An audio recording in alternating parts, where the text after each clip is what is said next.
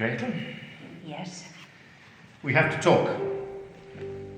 You mean about Wouter? About Walter and about you. Carl Djerassi is known and respected all over the world as the scientist who developed the first contraceptive pill which triggered the social revolution of the 1960s. During the past 15 years, he has written a series of theatre plays. They've now been translated into 16 languages and given over 100 productions around the world. His latest play, Foreplay, is now in rehearsal for its London premiere. Foreplay is a play, certainly a play about four very, very famous, massively influential, incredibly important German intellectuals that face up to the things that they have done in the past and the consequences of the things they have done in the past for the present. So people are going to find out things about these real-life characters that they didn't know. But that is not a prerequisite for coming to see this play. This is a play about people in crisis.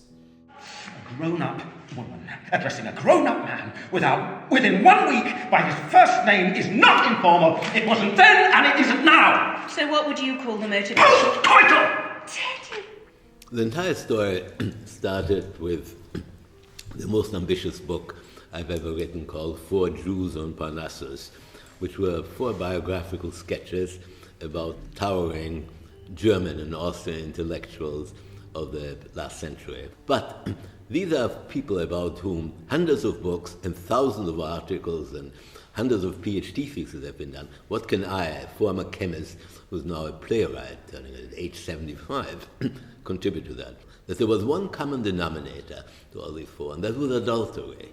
There were otherwise 4 very different marriages, but in each case, adultery played a very important role, and each of them was a different type of adultery. So I decided to deal in this play the particular themes about jealousy and the border between erotica and pornography, and the question of foreplay.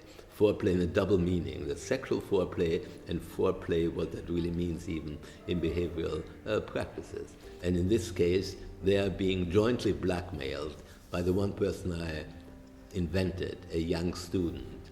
And so they have to, in spite of their professional jealousy, basically collaborate in the context of this very unusual blackmail. I'm astounded. No, not astounded, shocked. Wounded. And to put it bluntly, royally pissed off! A sequence of adjectives I've never heard you use when you were dictating to me, in accounts of dreams or real events. Just answer my question. Come on, Gretel! Up with it!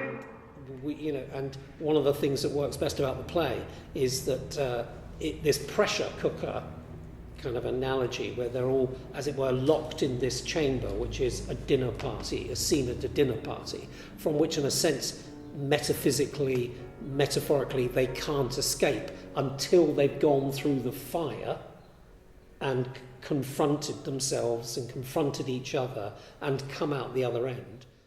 I'm merely stating the obvious. She's got us between her thumb and forefinger like this. I don't think she's about to let us go so easily. It won't do just thanking her for dinner and sending her a potted plant. At least I don't think so.